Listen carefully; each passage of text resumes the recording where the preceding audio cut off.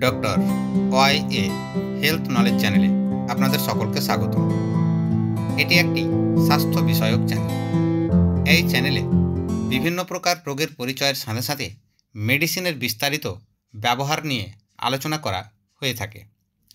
অন্যান্য দিনের মতো আজকেও একটি মেডিসিনের বিষয় সম্বন্ধে জানব, যার নাম হচ্ছে সেভড্রিল 50 mg সিরাপ।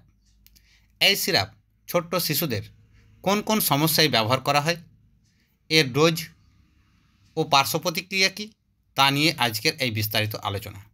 ভিডিওটি শেষ পর্যন্ত দেখবেন। ভালো লাগলে অবশ্যই চ্যানেলটিকে সাবস্ক্রাইব করে পাশে থাকা বেল আইকনটিকে প্রেস করে নেওয়ার সাথে সাথে বন্ধুদের লাইক, শেয়ার, কমেন্ট করতে ভুলবেন না।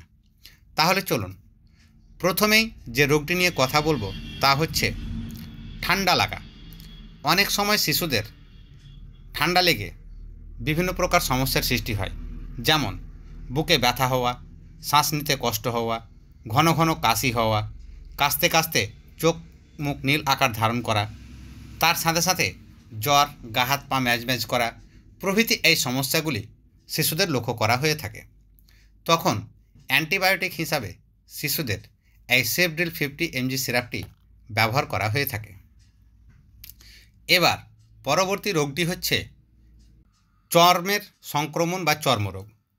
অনেক সময় শিশুদের মাথায়, গলা, বুক, পেছন প্রভৃতি অংশে ক্ষুদ্র ক্ষুদ্র আকারের একজিমা বা চুলকানি হয়ে থাকে এবং সেগুলি থেকে এক প্রকারের রস বেরোতে লক্ষ্য করা যায় এবং সেই রস আবার যেই অংশে লেগে যায় সেই অংশে আবার নতুন করে উদ্ভিদ বেরোতে লক্ষ্য করা যায়।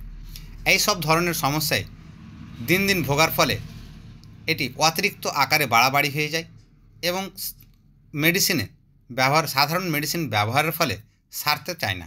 তখন অ্যান্টিবায়োটিক ওষুধ হিসাবে এই সেভড্রিল 50 mg সিরাপটিকে বেছে নেওয়া যেতে পারে। এই ভিডিওতে যেসব ঘাগুলো দেখানো হচ্ছে বা চিত্রগুলো দেখানো হচ্ছে, এই সব ধরনের ঘায়ে এই মেডিসিন অর্থাৎ সেভড্রিল 50 mg সিরাপটি বিশেষভাবে কাজ করে থাকে। এবার পরবর্তী রোগটি হচ্ছে কানের সংক্রমণ। অনেক সময় খেলাধুলার মাধ্যমে বা স্নান করার মাধ্যমে ছোট্ট শিশুদের কানের মধ্যে জল ঢুকে গিয়ে বিভিন্ন প্রকার সমস্যার সৃষ্টি হয়, যেমন কানের অভ্যন্তরে ব্যথা যন্ত্রণা হওয়া, কান থেকে এক ধরনের রস পড়া, যাকে আমরা পুজ বলে থাকি, ভিডিওতে যেমনটি দেখছেন।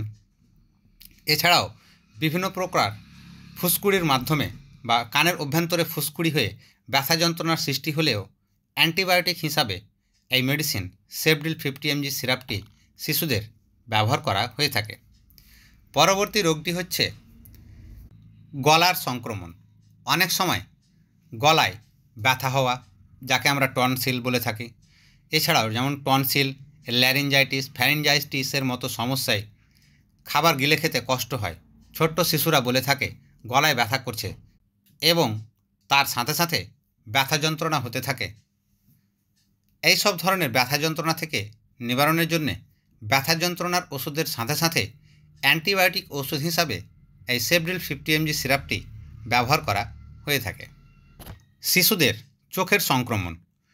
অনেক সময় খেলাধুলার মাধ্যমে চোখে আঘাত লেগে চোখের অভ্যন্তরের অংশ লাল আকার ধারণ করে এবং চোখ থেকে জল পড়া, চোখের অভ্যন্তরে জ্বালা যন্ত্রণার অনুভূত হওয়া, ব্যথা হওয়া, এই সব ধরনের সমস্যাতে ইনফেকশন হয়ে চোখে বিভিন্ন প্রকার সমস্যার সৃষ্টি হয়। তখন সেই ইনফেকশনকে দূর করার জন্যেও অন্যান্য মেডিসিনের সাথে এই সেভড্রিল 50 mg সিরাপটি ব্যবহার করা হয়ে থাকে। এছাড়াও এটি অ্যান্টিবায়োটিক ওষুধ হওয়ায় বিভিন্ন প্রকার সমস্যায় শিশুদের ব্যবহার করা হয়ে থাকে। এবার দেখে নেওয়া যাক এই ওষুধের ডোজ বা মাত্রা কী। রোগের অবস্থার উপর ভিত্তি করে ওষুধের ডোজ বা মাত্রা ভিন্ন ভিন্ন প্রকারের হয়ে থাকে। তা হলো এখানে একটা ডোজের হিসাব অনুযায়ী মাত্রা ব্যবহার করা বা মাত্রা জানানো হচ্ছে। যেমন ধরুন 6 মাস থেকে নিয়ে 2 বছর বয়স পর্যন্ত শিশুদের এই মেডিসিন 2 থেকে 2.5 ml করে দিনে 2 বার পর্যন্ত ব্যবহার করা হয়ে থাকে এবং 2 থেকে 4 বছর বয়স পর্যন্ত শিশুদের 4 থেকে 5 ml করে দিনে 2 বার ব্যবহার করা হয়ে থাকে। এছাড়াও এই ওষুধের ডোজ কম বা বেশি রোগের অবস্থার উপর হয়ে থাকে। অবশ্যই একজন চিকিৎসকের পরামর্শ গ্রহণ করে এই ওষুধ ব্যবহার করবেন। পার্শ্ব প্রতিক্রিয়া অর্থাৎ এই ওষুধ ব্যবহারের ফলে শিশুদের কোন কোন সমস্যাগুলি লক্ষ্য করা যায়। ধরুন, এই ওষুধ ব্যবহারের ফলে গা হাত পা ঝিমঝিম করা, মাথা ঘোরা, বুক ধড়ফড় করা, কোনো কিছু ভালো না লাগা, অর্থাৎ এই ওষুধ ব্যবহারের ফলে কিছু হয়তো শিশুদের ভালো না লাগতে পারে, হয়তো ঘুমিয়ে থাকতে চাইছে, এই সব ধরনের সমস্যাগুলি লক্ষ্য করা হয়ে থাকে। এই ছিল সেফডিল 50 mg সিরাপ নিয়ে বিস্তারিত আলোচনা। ভিডিওটি ভালো লাগলে অবশ্যই চ্যানেলটিকে সাবস্ক্রাইব করে পাশে থাকা বেল আইকনটিকে প্রেস করে নেবেন এবং লাইক, শেয়ার, কমেন্ট করতে ভুলবেন না। ধন্যবাদ।